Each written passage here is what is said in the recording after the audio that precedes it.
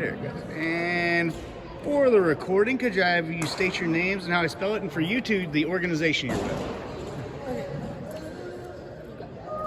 I'm Angie Wallace from Moms Breaking the Silence. And how do I spell that? ANGIEWALLACE. And you guys? I'm Rachel Riddle, RACHEL, Riddle, RIDDLE. And I knew your name. I'm Gavin McQueen, JBBIEMCQUE. Tasha Schaus, Moms Breaking the Silence, TOSHASHOUSH. And let me have you guys scrunch up real tight here, just so I can get all you guys in frame. And well, first of all, for you two, what made you want to? I know it's kind of an FCCLA project, but what made you? I mean, of course, a school project all aside, but it seems like you guys are really emotionally invested in this activity today. Kind of, what made you want to do it? This made us want to do it because we've been personally affected by it, by our families, and we know that there's people who struggle, and we want to let people know that we're like an open door, and Oh, and speak up a little bit. I'm sorry. We just want to let people know that we're like an open door, and that we've gone through it, and we want people to know that it's okay, and that you can receive help. And also, we've seen the outcomes of what happens to people when they have mental health problems, or if something's bothering them, and if they hold it inside, then nothing good ever comes from that. And we want people to know it's okay to have mental health problems and get it out there. And just for you guys, when she said how many people have been impacted by suicide, and virtually the entire crowd raised their hand. As far as your contribution to this school, how important did that make you kind of see how important this was? How did you react to that?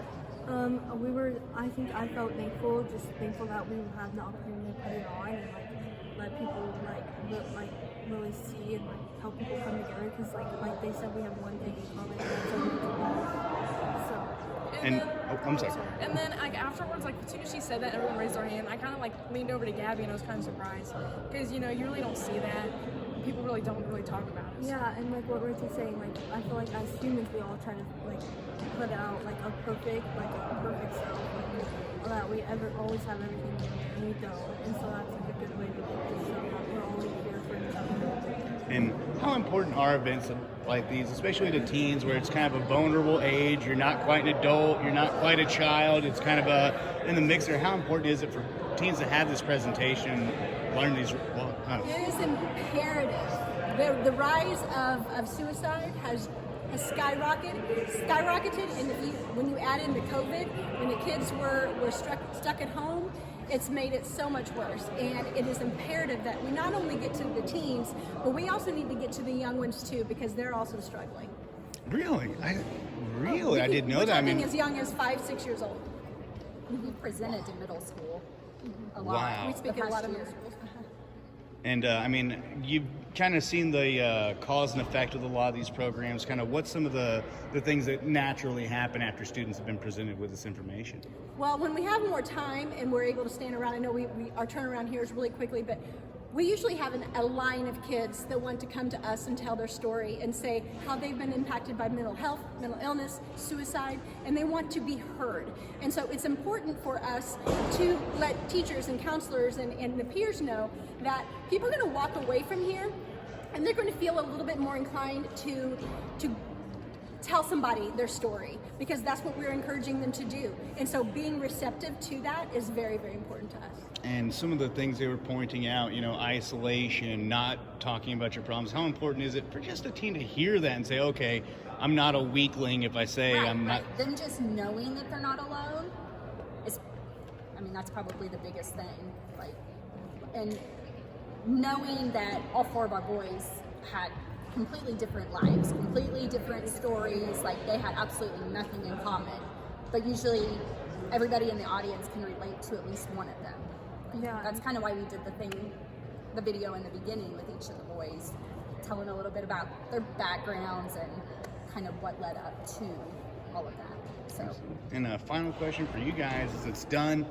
Do you feel a mission accomplished kind of feeling? Do you feel like you, and if so, kind of explain what's going on behind those emotions there? So just to see the way they interacted, or the kids interacted with them, it made us feel good, they're paying attention and they're really seeing, there is a positive change that can happen, and there's another way out of what may be bothering them. I will say that it means the most to me, and I know Natasha and the other moms, whenever an event like this is started, is springboard, all the idea, the planning is done by a student, a young child.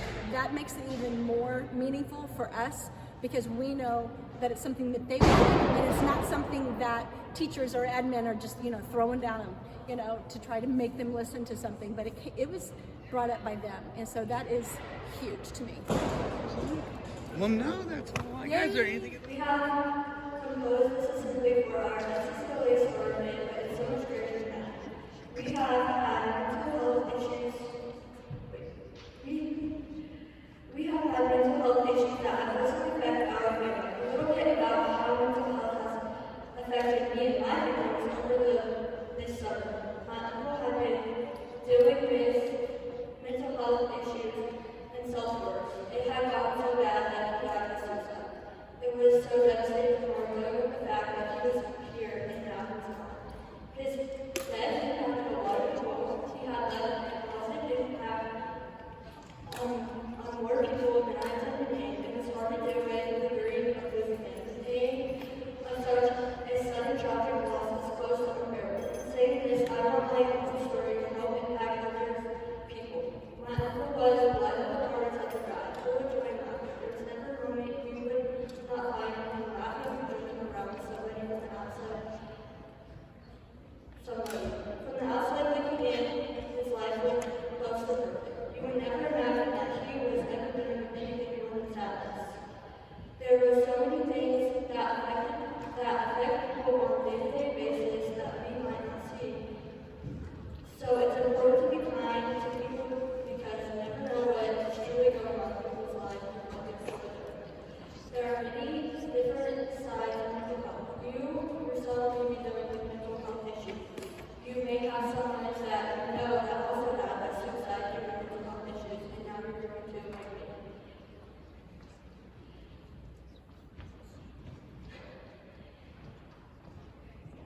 No matter where you stand on mental health, it's okay if you need help or need a friend or whatever it may be. Feeling doubt, despair, struggle, and self-worth or ideas of living your own life can bring a lot of things on us. But we are speaking out now, and we do not want this unhealthy way of living to take it. There's help. Did you know there are 264 to 300 million people struggling with mental health issues? If you are one of those people, I want you to get help and get help. I don't want you to lose hope in yourself. There is a stigma that people feel like you can't talk about it. There are ways you can get help or unstable mental and emotional health. You can try therapy, participate in hobby, or pastime. Something that makes you happy. Exercise and nutrition. Did you know that exercise has been proven to improve mental health at least 85%? It's important to reach out if you're having issues or need somebody to talk to about your depression and anxiety. You might feel scared and that's okay, but it's important because it will make you feel better in small scheme of things. It's important to reach out and ask guidance because there are plenty of people that are here for you. But no matter what, you're not alone. This is just a fraction of my story, and I hope this can help inspire somebody, even if it's just one of you. Rachel and I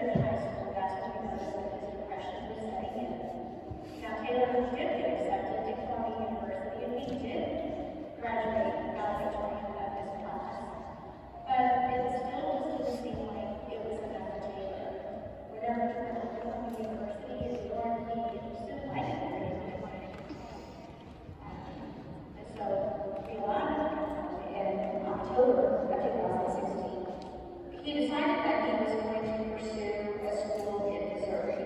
So when he left home, we decided we were going to see what Trinity University was going to be like. So he went and toured the school, he loved it, and was just feeling very, very positive that this was going to be something that he was going to be successful in. That night, after dinner, my husband walked downstairs and found Taylor. And for reasons that we are still unsure about, Taylor took his own life. He was born on September 16th, 2000. I'm an awesome baby. And I had a sit. He loved the dog. He worked out a dog. He walked the dog. So he also he's taken to the park there fishing. Which started as a fishing, fished forever. Fished. The last picture I did was actually fishing. A picture of a little fish. Let's see, Logan, as a little kid, was, yes, my mom's boy, did everything with me. If I went shopping, I would go shopping. Wherever I was at, I would go. And then we'll spend time. We had goats, animals, like spend time with those, chickens. He loved to farm trees. He loved, as a teen, he would farm all the trees in our yard. He had a ship cavalier, and then he was driving a similar ship cavalier. He worked hard, but he was moving downstairs. No, like last week, we were trying to go upstairs, so he was pretty proud of it. He loved to play video games. He loved to play PS4. He was just alright. He loved to do he did cosplay a few times. The day Luke died was the day before my 40th birthday. He came home sick from school that day. I went to check on him and talked to him. Left. His dad went back. And had to call the ambulance. He went to the hospital. They were home. He never made it out of the hospital. That was the hardest day I've ever had. And then the next day, we had to wake up and realize it was real. Zane was born January 21st, 2002.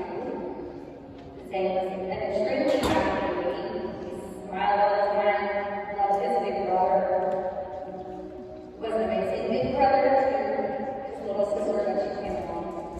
Loved her guys, and just knew he was going to go into the army when he graduated from high school. And got to middle school, he took up sport wrestling, which we noticed was really great for him because he started displaying a lot of anger in middle school. About that time, his dad raised him up, and it was pretty traumatic for the kids. They ended up going into mental health services at the Central Mental Health Center. Was diagnosed with depression and anxiety. He was about 13. Got to high school, still loved wrestling, played football, played baseball, had a ton of friends. Everybody loved him. He was a comedian. He was just a super fun kid. And night, I got a text from his ex-girlfriend at the time with a screenshot of his Snapchat that said, "Suicide was committed by the watch." I contacted his caseworker, called him, talked to him for a little bit. I told him he could go home and his dad was going to get him, so I knew that he would be with someone. After I talked to his dad, he said, "Go get him." Came in until I got home. I left work, tried to call him, had to get a hold of him. So I called his dad. He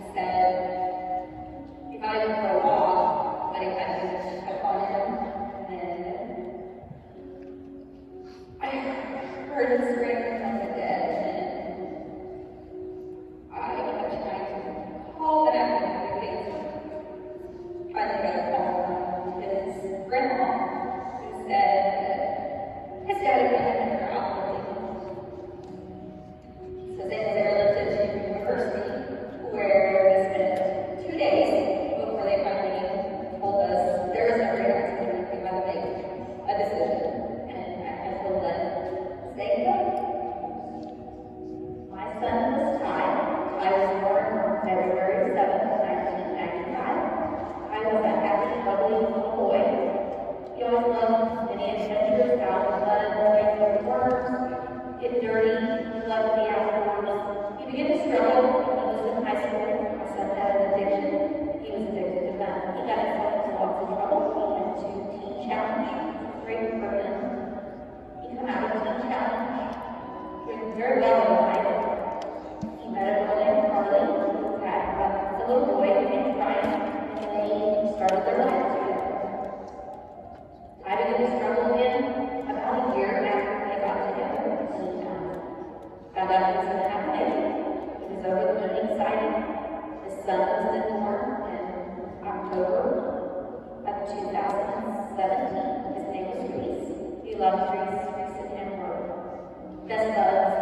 On Monday night, I hit a deer and totaled his car, which was his means of transportation to get back from work, to go to all his drug work, to go to his counselor, to go to his cruise.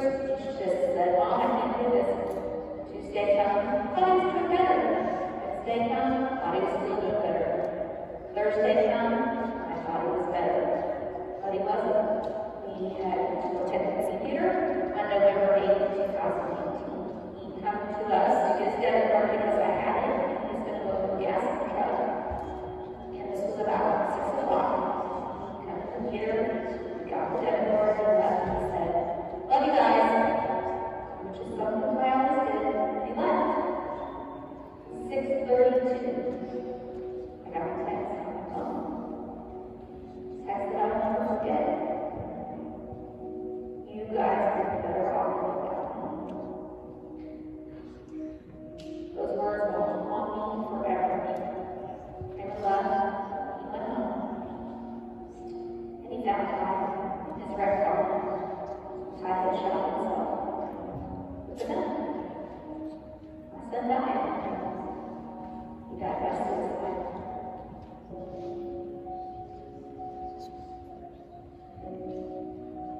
Dear Taylor, Logan, St. John, well, here we are. Another presentation to another group, trying to share your stories and to stay in life. This is what we do nowadays. This is who we are to the core of our souls. We are your moms, trying to break the cycles from suicide and mental illness. It would be very shallow and cliche to say that we miss you. The words just don't have enough emotion in them to reflect the amount of grief we are living every single day.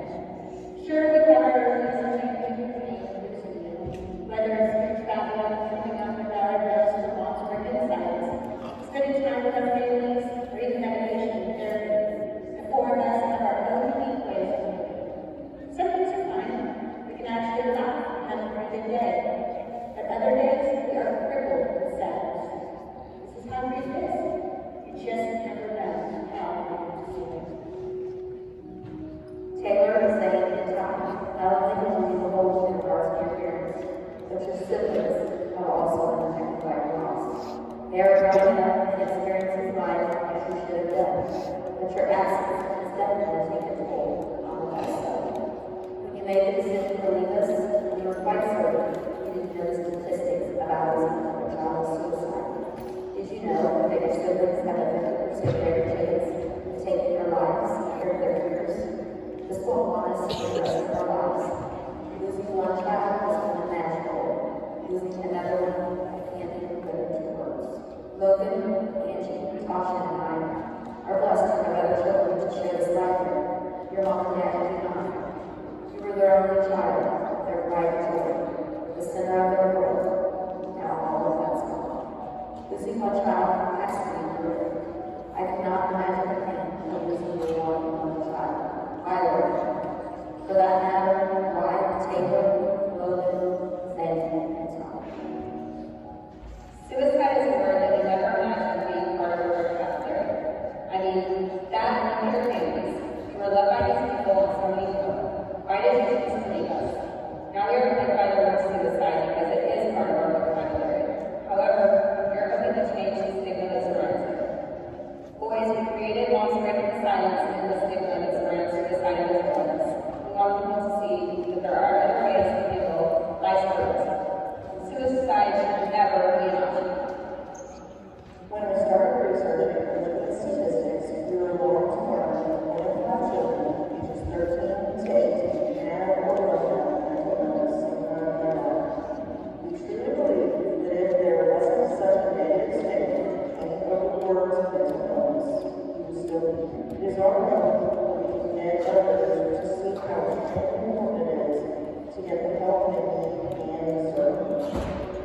boys who don't want other families to experience what we can.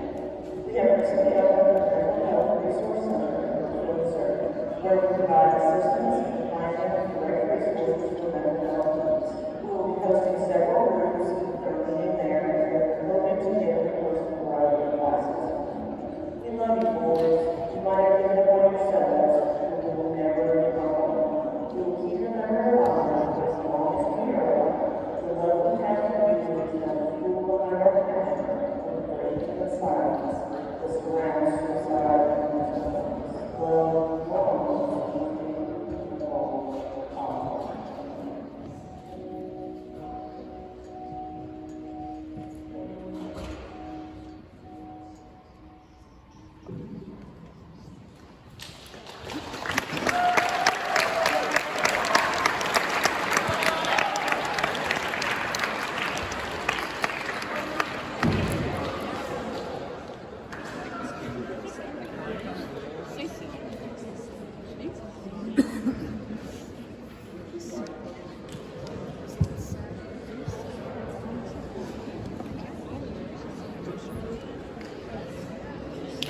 Okay, guys.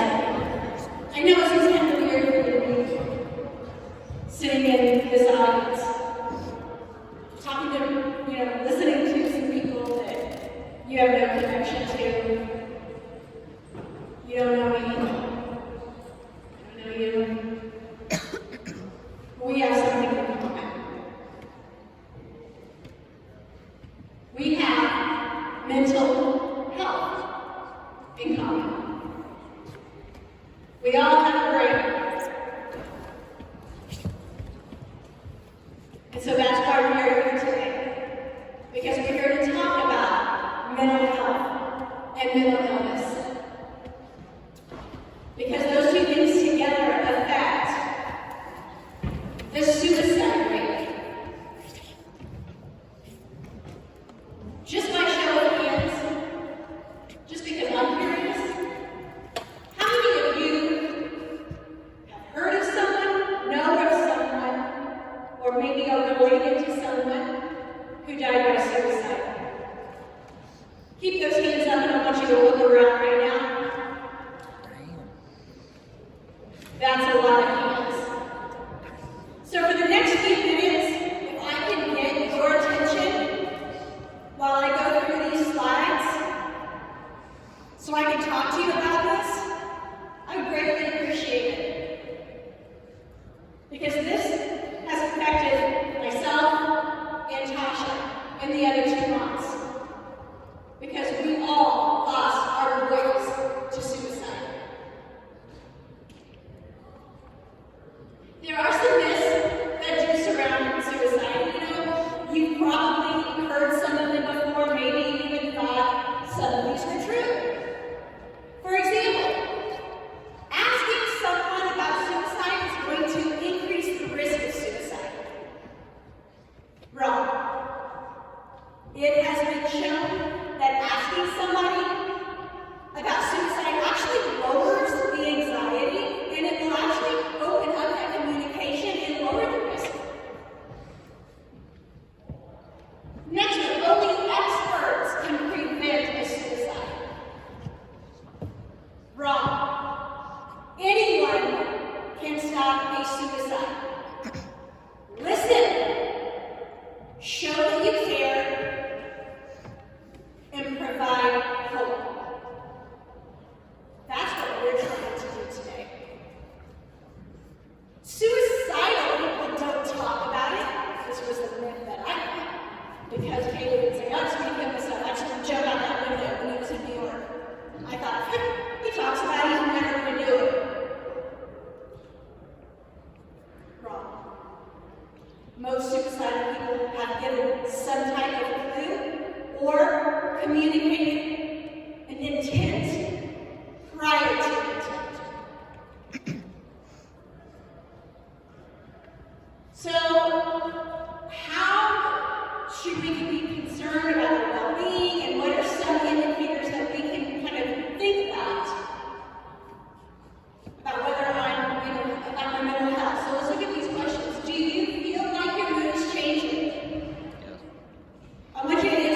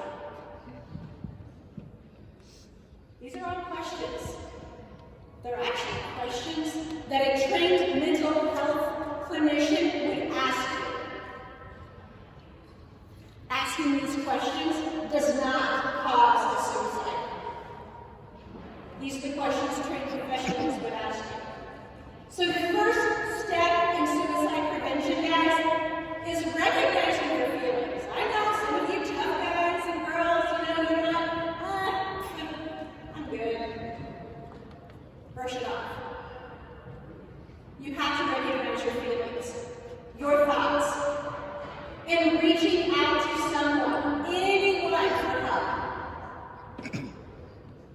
Another show of hands, how many of you have a trusted adult in your life of someone, whether it's a teacher, an aunt, an uncle, a neighbor, a parent? How many of you have a trusted adult in your life?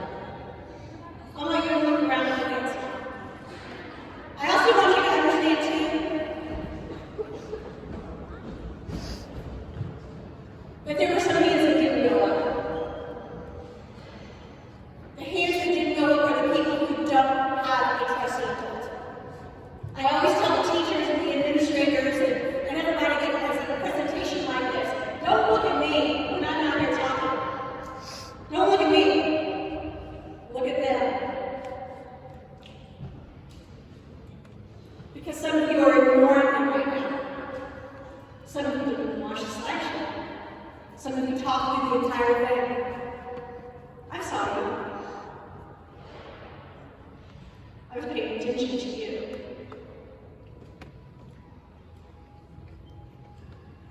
You have to be aware of your feelings. That's one of the very first steps. Whether you call 988 or a community mental health facility, a trusted adult, somebody in your family, a friend, you have to reach out. So who can we talk to? These are some of the names that I mentioned.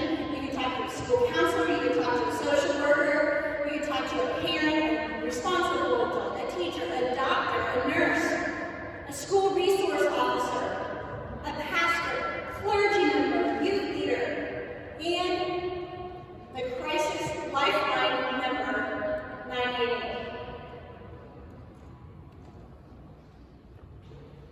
Another show of hands, how many of you know somebody who is struggling right now with their mental health? If you know it, show of hands. Look around right now. You can do this without talking.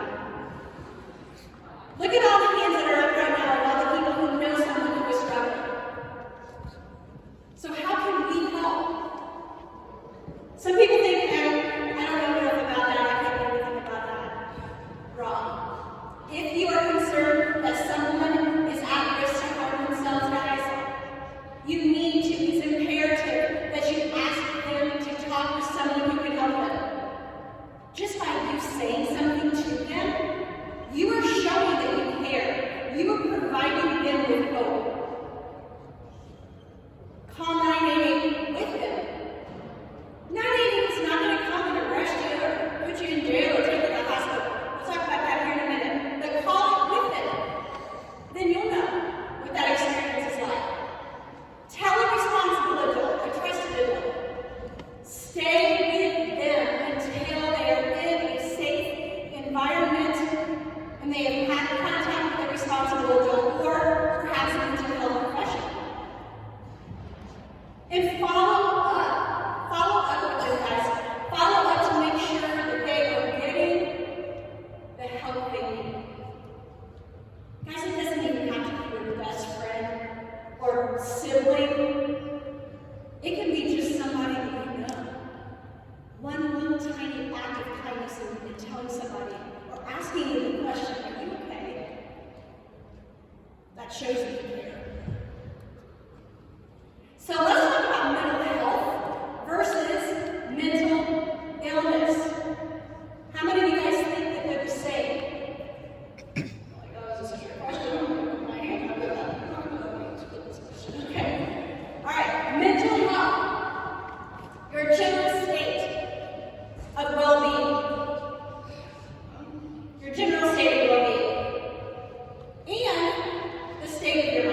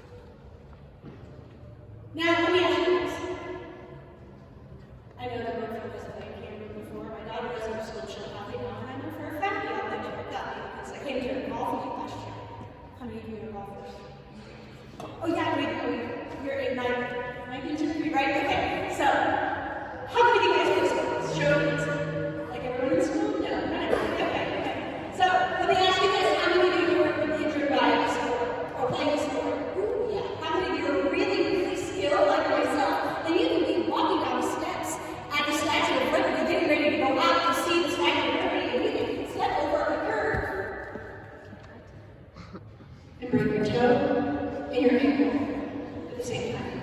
Anybody else like that? Me? Okay. We're special. All right, so let me ask you this. When this happens, when you get injured, what are you going to do? Let me ask you this. If you were in the middle of playing the game, actually, let's just take this in a different level here. All right, so you guys are playing a football game, right? Playing football game and getting ready to win. You're going to win the state championship, right? And last play of the game, somebody gets tackled and snap. And there's a broken bone that was broken because it's like flipped around the opposite direction of it goes, right? You know it. So what's going to happen? Somebody in your family's going to go, they're going to run down the field, and then they're going to get the ambulance, they're going to take the hospital, and they're going to go get an x-ray, and they're going to say, yep, it's broken, and then they're going to put a cast on it, and then they're going to have a cast, and maybe surgery, and then you're going to have to go get therapy on your play for your foot, right? Because you had to learn how to walk again, maybe, I don't know, not going to be a good football for a while. It's okay, it's a state championship, and by the way, you won state championship. That okay. How many of you have ever had something like that happen to you before? And look, you're still here today. Better? Healed? Perhaps? In the middle of it? Perhaps? But guess what? You did something to take care of it. How many of you have ever woken up with a fever? Okay? How many of you ever had sore throat, strep throat, tonsillitis? Yep. You just brush it off. And I'm going to answer that because I'm going to answer probably yes for somebody. Well, if you had a broken bone, is somebody going to tell you to go walk it off? Yes. Take a nap and sleep while you'll be fine in the morning? No. Actually, the answer to that is no. So if you take so much care of your body whenever you break a bone, or you twist your ankle, or you blow a knee, do you take the same care for your brain whenever it's sick? So why is that? Why don't you take care of your brain when it's sick? Because guess what? Newsflash, nothing else in your body is going to work without your brain. So why don't we take care of it? Instead of putting things into our body that we know that are not healthy, that are not feeding our health, that are taking it away. Guys, we have to treat our bodies the same way. We have to treat our brains the same way we treat the rest of our bodies. We have to. Our brain deserves the same respect as a swollen tonsil. Actually, more, because you can live without your tonsils. You can't live without your brain. So, mental health. What does that look like? What does mental health look like? It means eating well.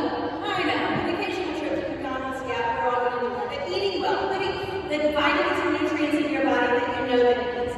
Getting enough sleep. I know about 99.9% of you are probably getting much of your sleep at night. As I teach, I taught high school and middle school and elementary for 27 years. I know what you all do. And sleep is not one of them. You've got to get better sleep. It is directly connected to your mental health. Activity and exercise, even if it's a brisk walk around the school or a brisk walk down the neighborhood. Being social. Some of you don't have a problem with that.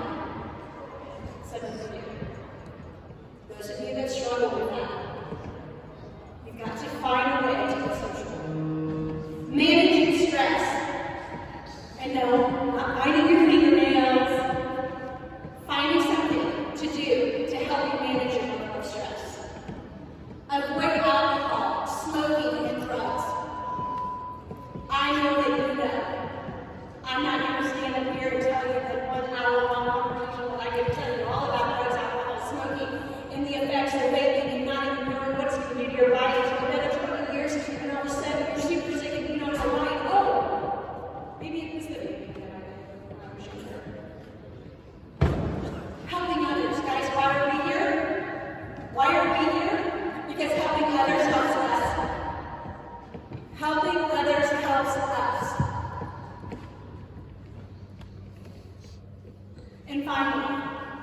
ask for help.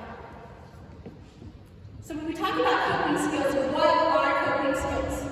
Coping skills are the way to deal with the stress, either by minimizing its impact or increasing your tolerance for it because it might not be able to go away. Coping skills can help with any kind of stress. Whether it's because of a conflict that you're having, or maybe a relationship, or maybe an emergency or illness or any type of change, having a coping skill to deal with it is going to help. So what are coping skills? This is just one very small example of what a coping skill is, and I'm not going to go through this and read every one of these on here because you know what? You all probably have some that are better than the ones up here. And if you do, we want to hear them. And if you share with us, you're going to get a free t-shirt or perhaps a stress ball. So raise your hand and tell, I'm going to call on different people to tell me what your coping skill is when you are going through a rough time. Right here. Fidgets. I'm sorry? Fidgets. Fidgets? Oh yeah, fidgets. Fidgets in the red. What? The gym. Yes, right there. Sleeping. Okay, so somebody knows. Alright, right up here. Yep. Music. Right there. I love music every genre. Yes, on that. Right up there. Oh, no. Where's she going? Right here. What? Positivity? Oh, that's fantastic. You guys trust in the dog. Right at the top. Arts and crafts. That's cool because guess what? We have our own building downtown Brookfield, and we host events where we make things and we teach how to crochet and how to make homemade noodles and all the things. Super cool. Right there in the red, white, green. What? Cooking, yes. Some of us don't like it. We're good at drawing. Right there in the Should I ask you? Writing, hello. Writing English teacher to you. Right? Fantastic. Yes. Wearing shirt. Writing with a dog. Animal care. Pet care. Do you know that that's a real thing? Pet therapy? Writing a very complicated.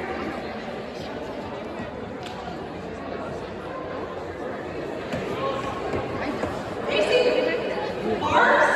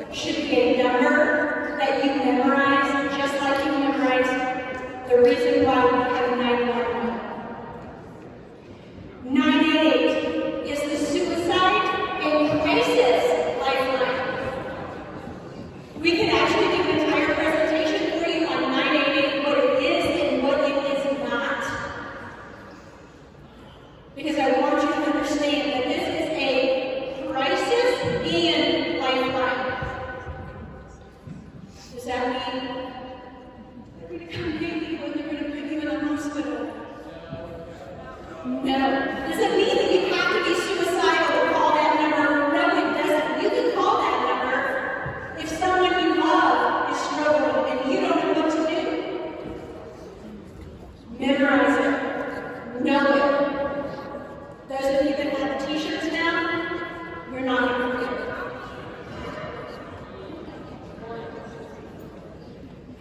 We want to end today just by simply saying